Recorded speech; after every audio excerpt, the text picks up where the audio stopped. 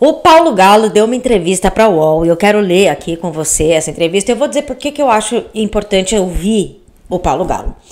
Eu comecei a ouvir o Paulo Galo no dia que eu fiquei sabendo que ele, como ele era o líder do movimento ali dos motoboys, o Luciano Huck, junto com o dono do iFood, chamou ele para uma conversa no escritório. Ah, a gente vai conversar, vamos aqui fazer não sei o que. Luciano Huck.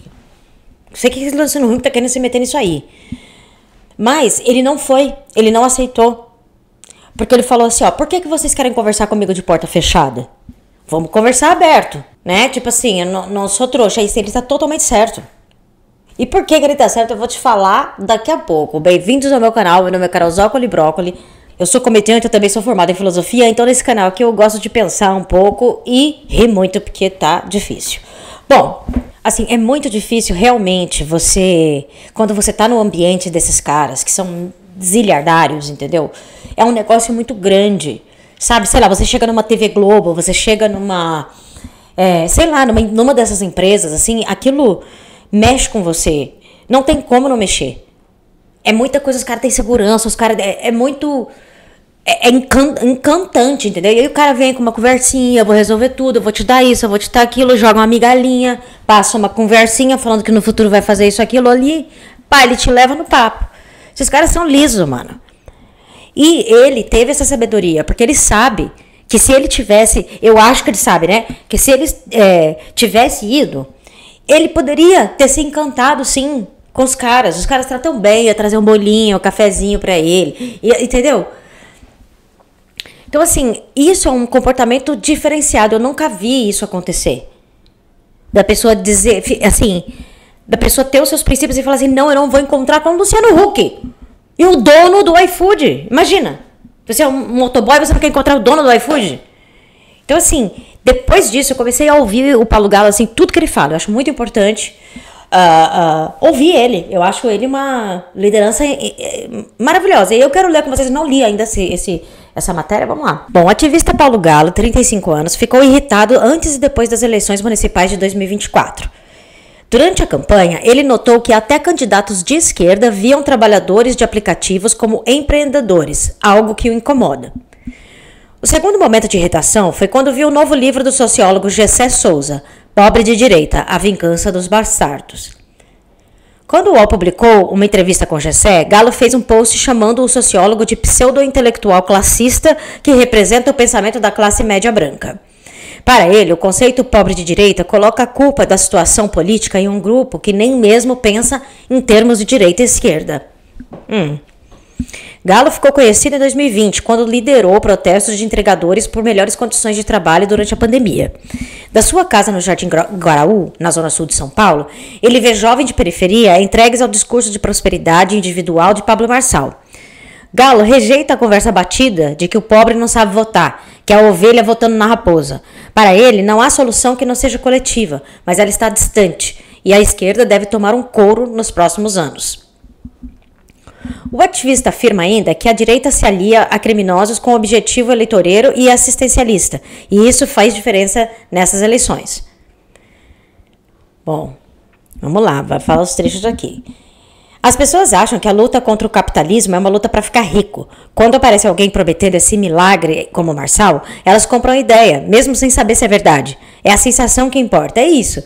É o vendedor do sonho, né? Fica te falando que vai rolar, que o amanhã vai ser melhor, sabe? Aquele namorado escroto que sempre assim, não, amanhã eu vou melhorar e nunca melhora, é isso aí. Tem moleque que ganha salário mínimo e gasta tudo em um dia no baile para ter a sensação de ser rico. O discurso do Marçal cola porque é mais fácil acreditar nele do que numa solução coletiva, porque realmente, na nossa sociedade, o que é o número 1? É dinheiro, é você ter dinheiro. A moral e a ética não tá... Aonde o lucro é a coisa principal, não tem. Porque assim, por mais que a pessoa... Às vezes eu fico até indignada de pessoas que a gente sabe que trapaceou pra chegar lá, e as pessoas ainda assim admiram, acham foda, não sei o quê. Porque a pessoa é rica. Mas isso é colocado na cabeça da gente com tudo. A música, gente, a indústria musical fia isso na tua cabeça. E não é possível que todo rapper americano queira falar o quanto que ele é rico. Não é possível que ele não tenha outro assunto na vida. É o Kendrick Lamar, né? Foi o único que tá se destacando aí. Mas assim, sabe? Entende? Dos tops, assim, dos pop. Música pop não fala de nada. Fala só de amor, de sexo, de relacionamento talvez, assim, amoroso. Ah, me esquece, te esqueci. Hello, sabe? Porque isso não é controverso. Não fala nada de concreto. Não tem uma música mais que fale sobre sentimento. Não tem uma música do Milton Nascimento mais. Entende o que eu tô falando, assim? Então, sim, essa coisa de ser rico é o sonho de todo mundo. E essa ideia é difícil de desmontar, porque realmente é bom ser rico. Entendeu? É muito bom, gente. Os ricos vivem muito bem. Os ricos vivem muito bem, gente. Na eleição, Marçal falou mentiras, Nunes falou mentiras e Boulos falou algumas verdades misturadas com mentiras, como a ideia de que entregador de aplicativo é empreendedor. A gente sabe que não é como ele pensa, mas ele falou pra gente ganhar eleitorado. Muita gente tá criticando, né, o Boulos por ter cedido um pouco ao discurso do Marçal para poder tentar ganhar a eleição e tal, dizendo que ele abandonou seus princípios e tal. Eu não sei, gente, eu acho que é uma situação bem difícil, assim. Não tenho como opinar. Bom, essa ideia só o ferrou, porque ele não ganhou eleitorado nenhum. Boulos se vendeu como um cara certinho, bonitinho, que fala bem. Periferia não é isso, rapaz. O povo não é isso. Está faltando uma leitura do que é o povo. Direita dominou a quebrada. Aqui na minha quebrada, o domínio é da direita. Não vou ficar falando nomes, porque hoje a direita tá mancomunada com crime. Eita lascada. Quando eu percebi essa ligação, tentei trazer alguns vereadores do PSOL aqui, mas eles ficaram com medo, acharam que tinha muita ilegalidade e não quiseram colar. Também chamei um cara do PT para fazer uma feijoada e mostrar como a direita dominou. Ele me deu R$300 para ajudar a feijoada e nunca mais olhou na minha cara. Hoje em dia, o crime faz o trabalho de base na periferia. Dá cesta básica, cola telha nas casas, dá curso de Muay Thai. E não faz isso porque é bonzinho. É para montar uma base eleitoral e depois vender. Exatamente. Exatamente. É para adquirir mais o quê? Poder. E outra coisa também, o criminoso, ele tem que ajudar a população. O Pablo Escobar fazia isso também. Por quê? Porque você faz coisa errada. O governo está atrás de você. Você precisa de pessoas que sejam suas aliadas. Então, você precisa também desse número de pessoas assim, que vai ajudar você a escorregar aqui e escorregar ali. Entendeu? Bom, a direita é só a ferramenta que eles usam, porque a da esquerda eles não poderiam usar. A direita tem nojo de pobre. A esquerda é diferente. Não vou falar que boa parte da esquerda ama o pobre, mas é uma visão diferente. A direita vê o pobre como um animal que precisa ser encarcerado e assassinado. E boa parte da esquerda enxerga o pobre como um animal que precisa ser domesticado. Se não conseguir domesticar, abandona esse animal na rua também. O Boulos poderia ter feito uma campanha 100 vezes melhor e não ganharia. Não é a campanha, é antes. Esses caras da direita estão aqui na quebrada há quantos anos fazendo as contas, fazendo as coisas, ganhando a moral do povo. Principalmente a igreja, né, gente? A direita conseguiu se unir à igreja. E a igreja já vinha fazendo um trabalho de base enorme. Essas eleições foram subjetividade contra a materialidade. O Boulos era o playboy branco hippie dizendo que é antirracista, antimachista, anti-homofóbico. Isso é da hora. Só que o povo não se emociona com isso daí. Se você fala que tem emprego, aí vai ganhar atenção. Não tem solução a curto prazo. Esquece, no longo prazo tem várias pessoas na periferia fazendo coisas bacanas de forma autônoma. Mas a curto prazo, tanto na esquerda autônoma quanto a eleitoreira podem se preparar para tomar um couro por uns anos. Quando a greve dos entregadores surgiu, a esquerda ficou maluca. Começaram a me ver como um quadro futuro e vieram em massa me procurar. Entendo a importância de um partido, não sou contra, mas para mim é uma ilusão achar que você vai entrar no sistema e hackeá-lo. Quem entra para hackear o sistema é que acaba sendo hackeado, porque o sistema tem muito mais ferramentas. Nisso ele tem razão, também. E eu entendo o ponto dele totalmente. Totalmente. Eu também entendo o ponto de pessoas que entram também na política com o objetivo de fazer alguma coisa, né, por alguém, né, nem que seja uma coisa só boa. Então, eu também não vou julgar assim, essa pessoa, porque tem gente que se não tivesse ali na Câmara, o que já não tinha acontecido, né, gente? Bom, depois da Constituição de 88, um monte de gente revolucionária e radical se burocratizou. O que era um partido da classe trabalhadora virou um CNPJ. E quando você vira CNPJ, você precisa seguir as regras dele. A esquerda entrou num lugar legalista e não consegue mais sair dele. A direita não é legalista, só que pode descumprir as regras porque não vai ser punida. Eu faço parte de um partido, sim, mas é o partido amplo da classe trabalhadora, sem estatuto, tentando encontrar o trabalhador de forma real. Eu não me vejo no PT ou no PCB, porque não acredito na luta com CNPJ. Para mim, a luta é orgânica da rua. Vamos lá, vocês me viram lá cortando o cabelo. Antes da entrevista, Galo foi a uma barbearia do lado de casa. Olha o papo das pessoas lá. Se filmasse aquele papo, os caras sofreriam uns 10 cancelamentos. É por isso que a esquerda não consegue mais trocar ideia, porque não entende pessoas reais com erros e acertos. Acham que tudo tem que ser como ela estabelece, e as coisas não são assim. A esquerda está imaginando uma luta e tem que pegar a luta que tem. A verdade é essa. Eu vejo assim, por ser comediante, eu vejo muita gente criticar, né, os comediantes, principalmente comediantes stand-up, por fazer às vezes uma piada ofensiva. Eu não tô falando piada criminosa, gente. Piada às vezes um pouco picante, sabe? Sei, que pica uma celebridade, que pica, sabe assim? E eu vou dizer pra você, gente, o Brasil é um país violento. Como que o nosso humor não vai ser agressivo? Então essas pessoas também não entendem, às vezes, que o comediante stand-up, ele viaja o Brasil inteiro. A gente fala com o Brasil inteiro. Tem como você estabelecer essa conexão de humor se você também não for na pessoa um pouco.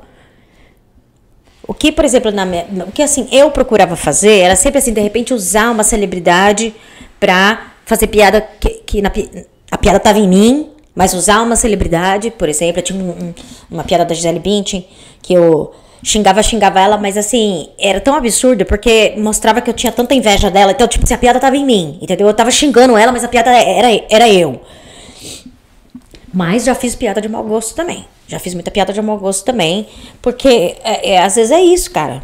Às vezes é isso. Não tem como você escapar. Bom, o incômodo com o pobre de direita de Gessé Souza.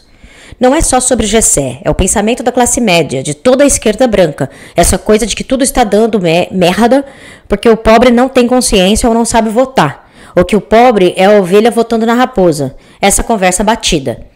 Como se a materialidade, as condições físicas reais não fosse a questão.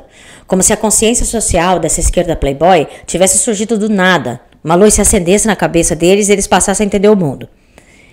Eles foram para a faculdade, tinham livros em casa, condições para impulsionar essa consciência. A materialidade faz cada pessoa ser o que é. Verdade. Então, por que eu sou o problema e você é a solução? É exatamente isso que ele está falando assim, ó. Olha para a tua realidade. Você teve ferramentas sobre como construir toda essa consciência, todo esse pensamento. Por exemplo, ele não teve essas mesmas oportunidades. Então, não espere que ele tenha essa construção que você que foi para a faculdade e tem, entendeu? E construiu na faculdade.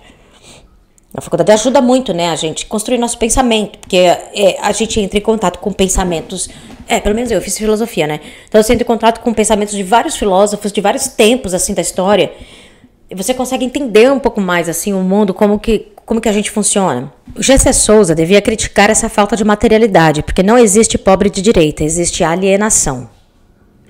A gente faz um esforço para olhar para a classe média e dizer: mano, essa galera tá na luta com a gente. Eu sempre digo que o dia em que o entregador se encontrar com o dono da pequena hamburgueria e entender que são a mesma classe, vamos fazer uma luta foda. Totalmente certo, nada a declarar. Aí vem o vacilão, como Gessé Souza, dizer que o problema é o motoboy, que ele não sabe votar. A alienação que afeta o pobre também afeta a classe média branca de esquerda. Ela é tão presa à sua própria bolha que só consegue dialogar consigo mesma. Nisso aí eu acho que eu entendo aonde ele tá falando isso, assim, você falar o pobre de direita causa mais divisão, porque o que ele está dizendo é a classe média e os pobres têm que se juntar, e aí eu acho que essa coisa de falar assim, o pobre de direita, eu acho que causa uma divisão. Eu estou entendendo que é isso que ele está dizendo. O resultado do Boulos também é exemplo disso. Quando tentam interagir fora da bolha, são arrogantes pra caralho, chatos pra caralho, e as pessoas não aguentam. É como se eles vivessem em uma zona oeste, uma das regiões mais ricas de São Paulo, uma zona oeste própria, sempre com os mesmos grupinhos, porque não conseguem, seja por medo, falta de tato, de sensibilidade de viver a vida de verdade, interagir com a realidade e as pessoas ao redor. Cara, uma coisa, eu fiz uns shows com o Thiago Santinelli, né, quando eu tava no Brasil a última vez, e eu achei isso muito interessante, assim, o Thiago, ele não, e assim, hoje eu acredito que ele tem a grana pra ir em restaurante bacana e sei lá, Paris 6, entendeu, se ele quiser, mas ele não vai, cara, ele vai nos lugares, que assim, pelo menos os comediantes que eu já vi fazer dinheiro, eles vão pra uns outros lugares, assim, entendeu? O Thiago não, ele continua frequentando os mesmos lugares que ele frequentava quando ele era pobre, entendeu? Então, eu acho que isso que ele tá falando tem muita validade, sim, porque a gente, a classe média, a gente inconscientemente, né, vamos dizer assim, né, a gente tem muito medo de se aproximar do pobre, porque a gente sabe que não falta muito pra gente também tá na merda, entendeu? Então eu acho que a gente tem essa coisa de se separar, sabe assim, não, eu preciso ter alguém, eu preciso nessa hierarquia do mundo, eu preciso estar acima de alguém, pelo amor de Deus. Também tem isso também, sabe?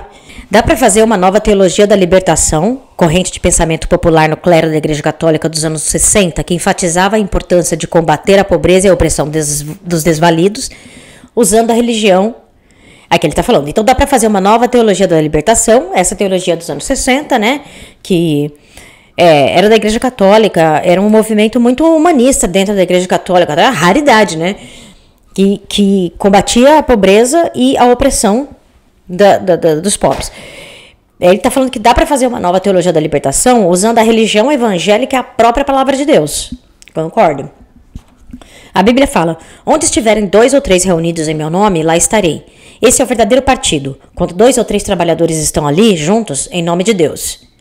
E tem também aquela passagem: é mais fácil o camelo passar pelo buraco da agulha do que o rico entrar no reino dos céus. Isso não é luta de classes? Se o rico pegasse essa riqueza e distribuísse aos pobres, você diria que ali só existe ferramenta para alienar? A questão é que esse trabalho de base, de utilizar a religião para conscientizar, é algo que a esquerda não quer fazer. Se a esquerda quisesse fazer um trabalho de base da hora, dava até para criar um coach de esquerda. Sério, dava para fazer um Pablo Marçal de esquerda. Eu acredito nisso também. Demais. Era só o cara chegar e falar que o capitalismo é uma merda, mas que se você realmente quer prosperar, precisa fazer isso de uma forma coletiva. Quanto mais o pobre se unir, mais vai prosperar. Exatamente. Dá para pegar as mesmas ferramentas que alienam e usá-las para desalienar. É só chegar aqui na periferia, tomar uma cerveja e trocar uma ideia normal do dia a dia. Tem um trabalho possível de ser feito aqui. Dá para cair dentro das necessidades e se conectar. Mas quem é que está fazendo isso? O problema é que a esquerda parece não saber fazer nada que não envolva voto. O pastor Henrique Vieira foi mexer na base e foi sequestrado pela institucionalidade. E quem ficou na base fazendo o trabalho dele? Bom, é isso. Esse foi o artigo do Galo de Luta. Como sempre, falando coisas que incomodam, faz as pessoas pensarem. E eu acho muito importante a voz do Galo. Eu acho muito legal. Me fala aqui o que você acha dele. É isso, meu nome é Carol Sócoli Brócoli. Se quiser aprender a escrever uma piada, lembra que tem meu curso online lá na Hotmart. O link tá na descrição.